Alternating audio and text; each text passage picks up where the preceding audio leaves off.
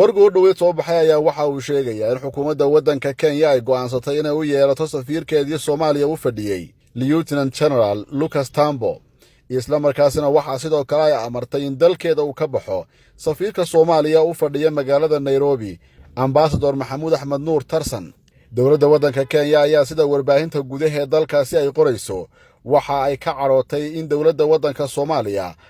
ay iibgeysay ceelal shidaal oo ku yaala dhulkeeda. waa sida dowladda waddanka Kenya ay ku doodaysay shirki ka dhacay magaalada London ee waddanka Ingiriiska. warbaahinta waddanka Kenya ayaa sidaasi waxay ka soo xigteen wasiirka amuuraha dibadda Mucharia Kamua, waxaana saxaafadda waddanka Kenya ay ka soo xigteen Soomaaliya si taxadar la'aan ah ayay isaga indhatirtay xeerarka caalamku aqoonsan yahay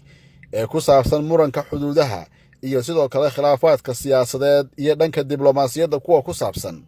ilaa iyo hadda ma jiro war rasmi oo ka soo baxay dowladda federaalka ee Soomaaliya ee uu hogaamiyey madaxweyne Farmaajo oo ku saabsan jawaabta dowladda Kenya ay ku go'aansatay inay la noqoto safiirkeedii isla markaasina ay amarto safiirka Soomaaliya inuu dalkeeda ka baxo.